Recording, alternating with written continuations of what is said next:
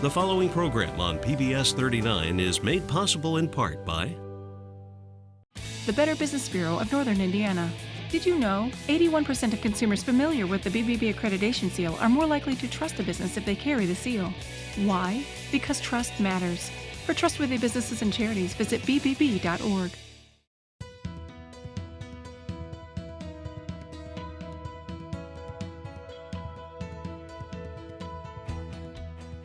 It's Life Ahead night right here on PBS 39. I'm the host, Sandy Thompson, and you are going to be very happy that you're watching tonight because we have one of the most popular subjects we've ever had here on Life Ahead.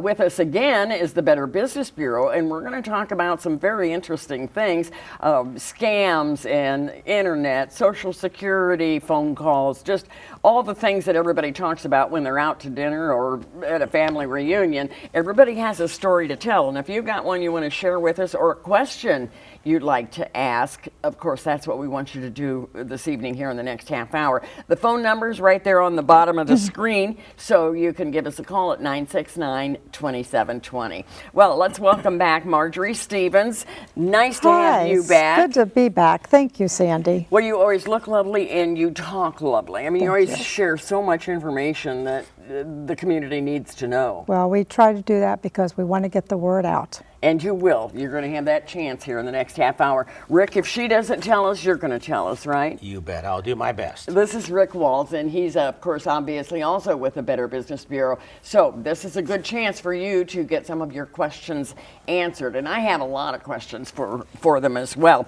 Let's start, Marjorie, with you. Let's talk a little bit, first of all, about what the Better Business Bureau is. What is your mission?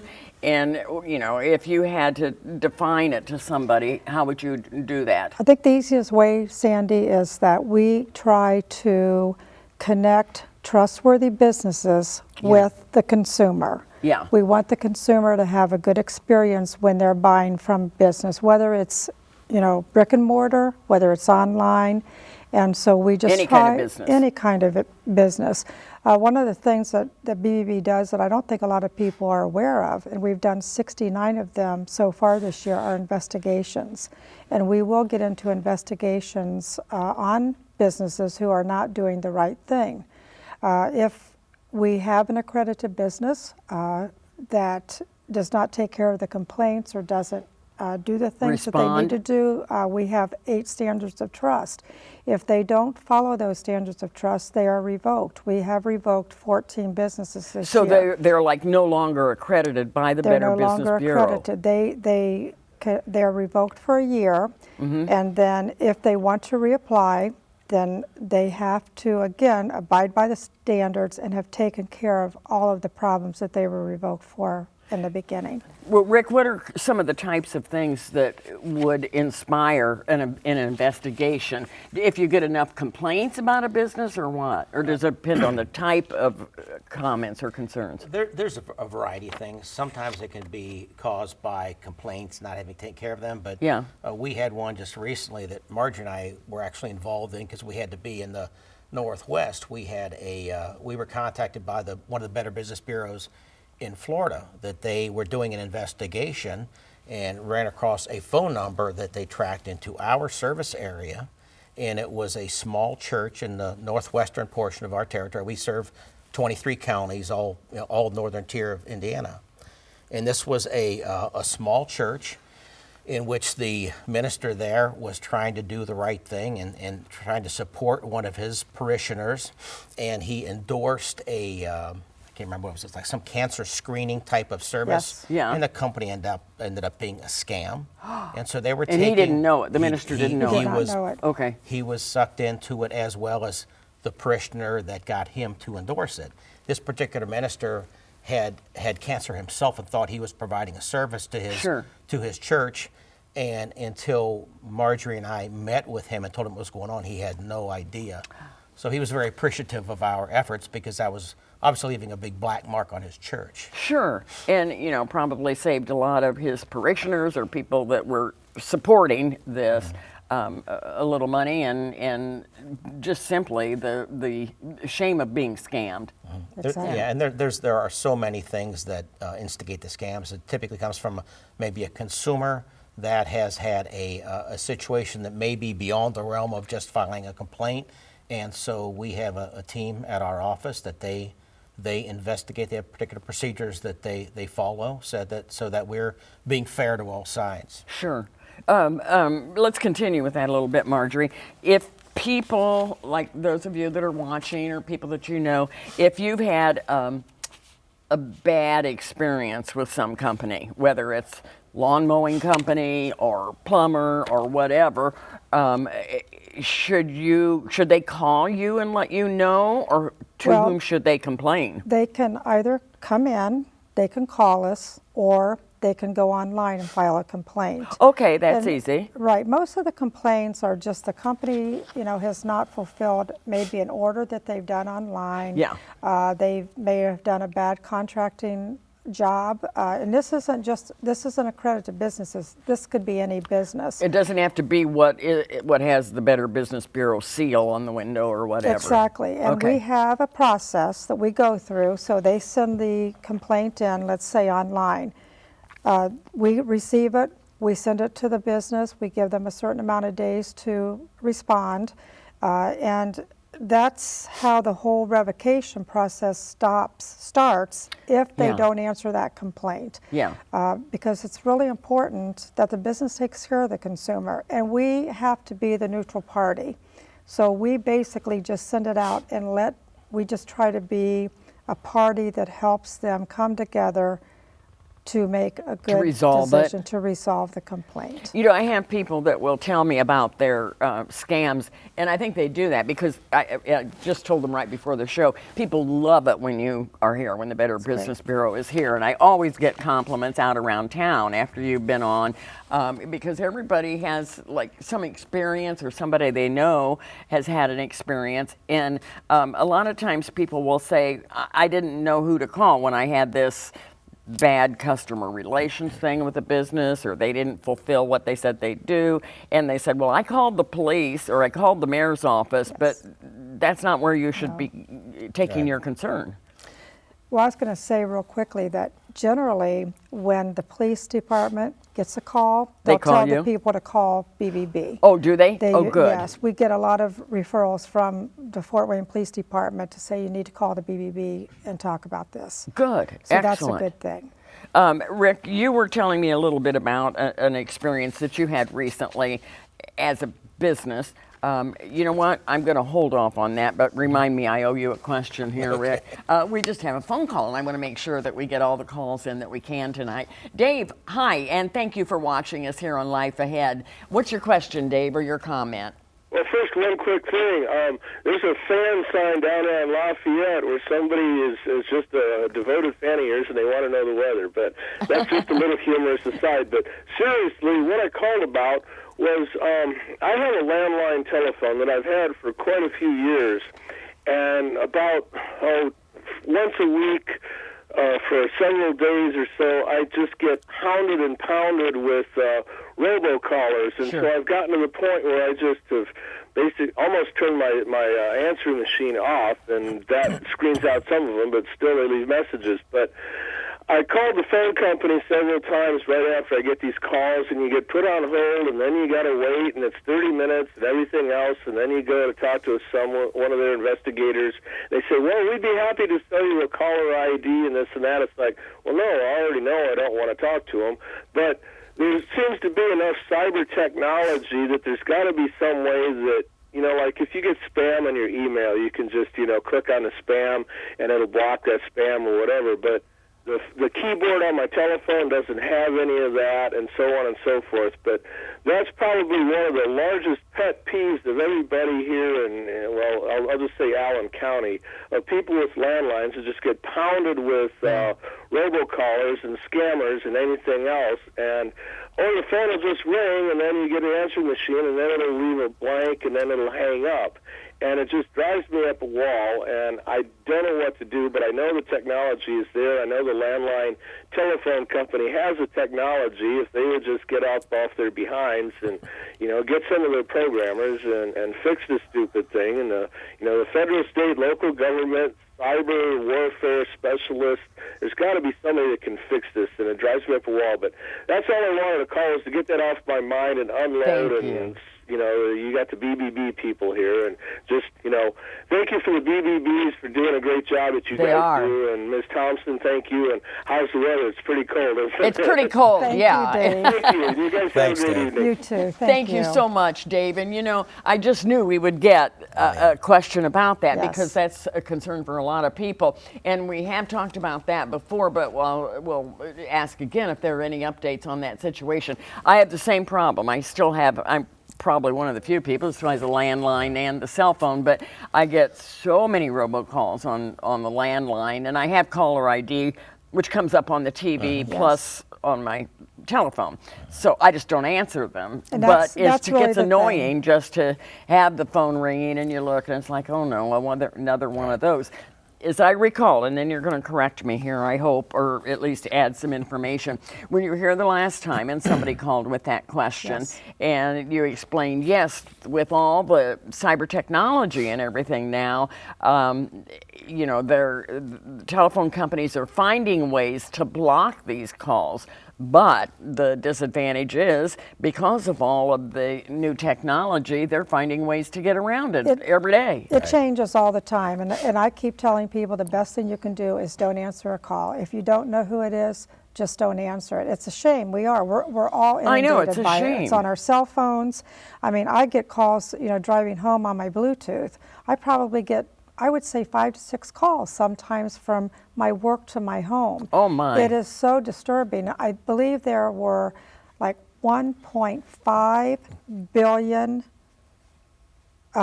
robocalls made like within a week. That's how many are going out. It's a huge problem. And most of them are not originating even in the United States. No, and the Attorney General's offices across the United States are trying to do something about it. It is a big problem, because when they think they've shut it down, they find a way to get comes around back it. up, Just like, for example, I think maybe, it used to be if it wasn't your area code, you'd say, aha, that's just a robocall, I'm not going to answer it. But they found ways to get a call through to you that says 260 whatever, so you think it's local. Sure, exactly. There's all kind of spoofing technology out there now that it used to be when you got calls that were maybe thick foreign accents. Yes. Now they've gotten beyond that. It sounds like very American type voices. Yeah. The spoofing technology, so it's showing up on your local area code and even on your local exchanges. So you think maybe it's somebody that I know, but as Marjorie But I just said, can't, I don't know the phone answer it. number, but it's Right. my area and it's my phone exchange, so maybe it's a neighbor or something, Right. and then you get, tricked into answering. Marjorie, did you tell me before that once you answer, then they know, ooh, there's somebody that lives there. We just experimented with that number, but we know somebody lives there. Yes. So we're going to keep them on our list, or we're going to sell this list to other It's called a suckers scammers. list. It is. Suckers list?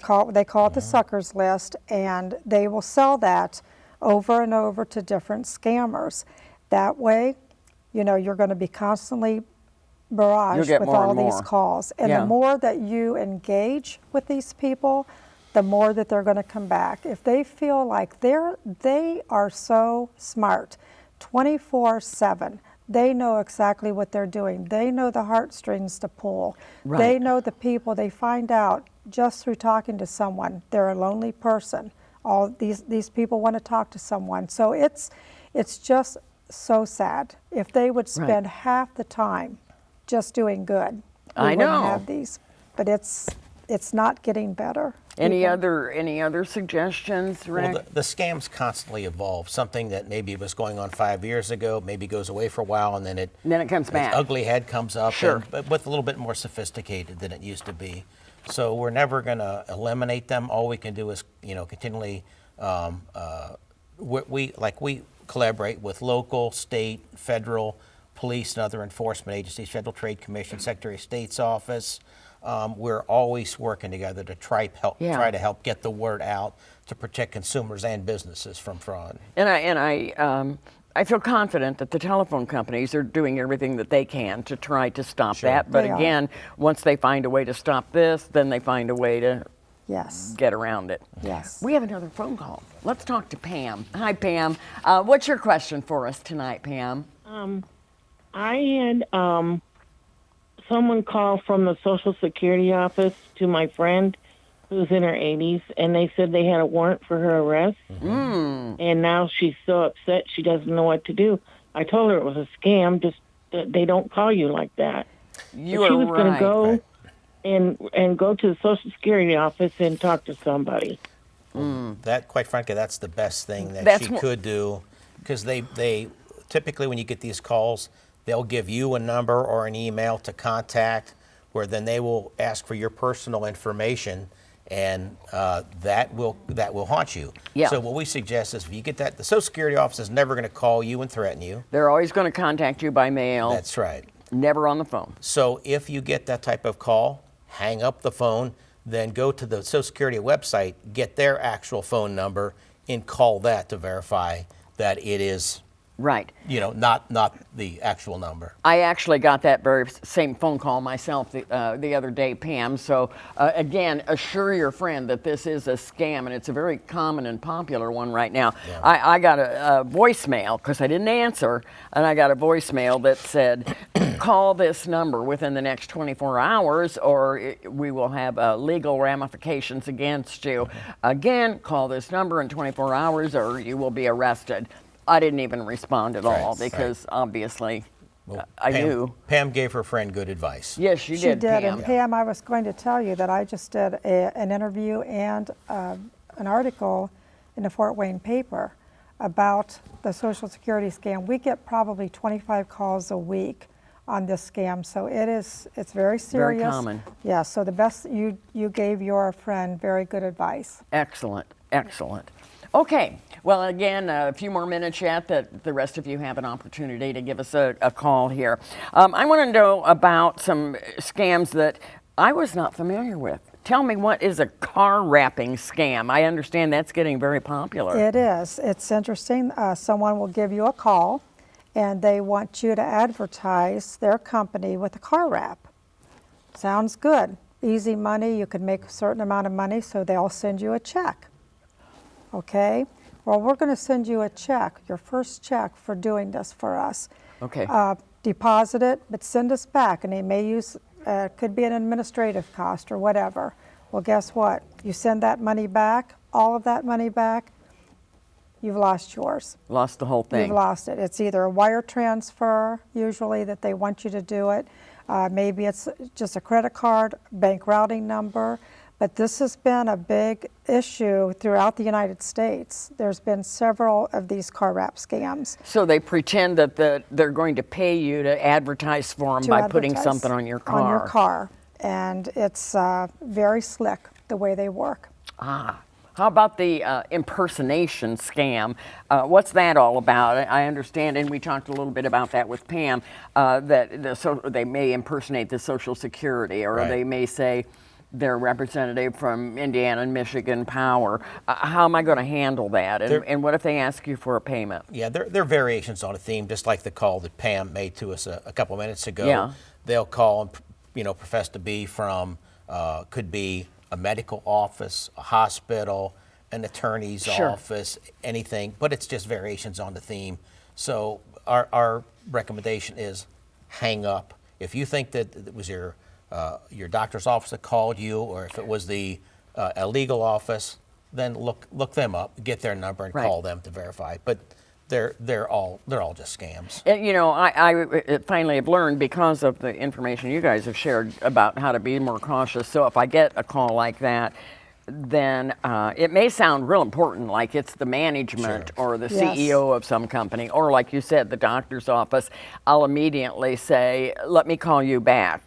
And then that's right. And then usually then they'll hang up usually. But if not, then I'll go and get that correct number and call it, and it wasn't them at all. Tech support. a lot of calls on that. Oh, tech like, support. we can, sell you our tech support for your computer. Marjorie, address that. Well, exactly. And I had that happen to me. I think maybe we discussed that on a show. I was sitting at my computer on a Sunday afternoon, and it comes up, and my screen goes blank.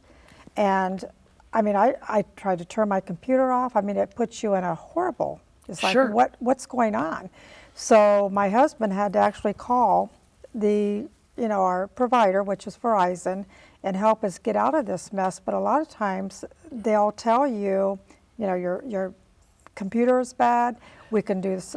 We can fix it. This is what we need. We need money, and I'll keep asking for money. Tech support scam. People have lost hundreds of thousands of dollars, and so it's still going strong. And and they sound so professional. In They fact, do. I had a friend who had exactly that situation happen, and then they sounded like tech support Sure. for whatever, and often they'll say Microsoft or whatever, Right. or it's Apple, or they'll try to sound authentic, and they spent 5 minutes or so, led her through a process of getting her screen back on, whatever. It's like, okay, now press Control, Alt, Delete, whatever. Well, obviously, that was no big deal. That just happened. But then in the conversation, and she was so pleased, then they sold her like a 2-year subscription to tech support for hundreds of dollars. Yes. Which she thought was going to be great. Another phone call. We have Lou on the line. Lou, what is your question? Well, I don't really have a question, but I want Okay. to tell you about a situation that happened with me. My husband passed away a few years ago, and we were not in town. We were having to have his body transported. And when I was going over the paperwork for this funeral home, there was a $465 fee for insurance, and I asked them what they were insuring. And they said, well, we're insuring his body. And I said, but his body's already dead. And they immediately, I said, I don't think that that's right. And they said, well, we'll just this time, because we know you're out of town and everything. Well, I called the Attorney General's office, and that is a scam that funeral homes try to pull on people. They have insurance on the funeral home, on their equipment, and it is something that they throw in there. And when you're grieving, and I was out of control in grief, but I had a sense of mind that this is not right. And I just want to put that out there. Lou, that's wonderful that you're sharing that with us.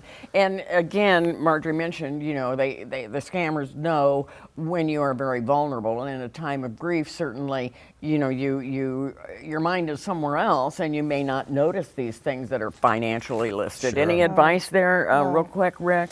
No, I mean, Did the right thing. I appreciate Lou passing that on. That's one that I have not heard.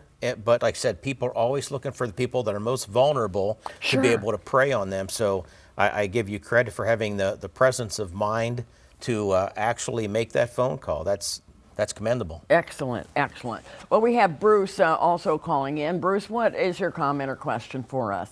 Okay, mine's about the telephone scams and all these robocalls or whatever I get. I called this number, which is like a 1, the area code, and the first 3 digits, and then the next 4 digits. And it seems like after I call these numbers, then all of a sudden I get these calls like within the next 15 minutes or so, and it's constant that they've got the same 1, the same area code, the same first 3 digits, but the last 4 digits are different. Yes. But it's like they know where or what calls I am getting or calling, and they use that area code and the first 3 digits. They do. Is that common? Very. And they're slick. They're slick. What should he do? What should Bruce do? Just don't answer the phone. And never call back and when never- they say, call Exactly. this number. Don't call them back. If you have a number that you're not familiar with, don't call them back. They may tell you to that, or it may sound very urgent to you. Don't call them back if you don't know the person. It's getting so bad. that's about the best advice we can give you. Yeah, and if maybe it's on, Rick has something if it's to on your add. cell phone, I would contact your carrier and see if they have any technology that can help you. Okay. But like I said, it's part of that spoofing technology, and it's very common. I've marked probably hundreds of calls I get on my phone as what's the word? Well, you block your You block phone the if call. you- yes. But like I said, you block one number and then you get one very close to that, and you got to block that. So it's a vicious cycle. But like Marjorie said, just don't answer them, and hopefully they'll go away. And I block numbers, and guess what? I still get a call from still that get 'em. number. But the best thing you can do is block and do whatever you can. If it's on your cell phone, there's also applications that you can put on your phone to stop some of these robocalls. I cannot think of any Could of they them. go to your website, Better Business Bureau website, for any of these tips? Yes, or give Okay. us a call and we'll help you with it. But it's getting. I've never seen anything like it with the scams. And unfortunately, this is part of our times right now. I mean, we are thrilled with all the new technology, but also we're paying a price for it in that way. Again, we want to thank so much Marjorie Stephens and Rick Walz from the Better Business Bureau, who are with us here tonight. I hope you come back. I have 1,000 more questions I want to ask you, but we'll have to put that off till another Thanks, time. Sandy. We always Thank you, enjoy Sandy. you. Oh, thank you. And I know that tomorrow when I'm out about town, somebody's going to come and say, I wish Marjorie would have talked about this, or I appreciated when Rick made this mention. So they do love you, and Great. they do appreciate the information. Thank you. Thank you very much, Sandy. Well, I hope you'll watch us next week too. We're going to have representatives here from a senior care facility that will share a lot of information, and we'll answer questions you have about long-term care, retirement centers, a lot of things like that. So we hope to see you next Wednesday night right here at 7:30. Don't answer the phone if you don't know the number. Thank you. Good advice. Exactly.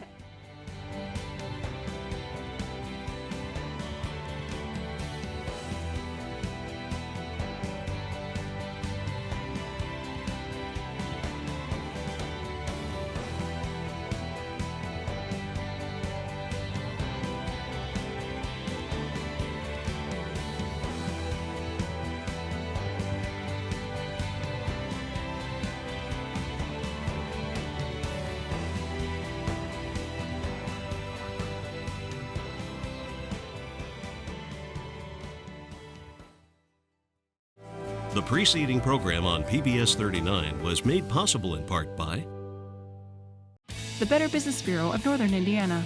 Did you know 81% of consumers familiar with the BBB accreditation seal are more likely to trust a business if they carry the seal? Why? Because trust matters. For trustworthy businesses and charities, visit bbb.org.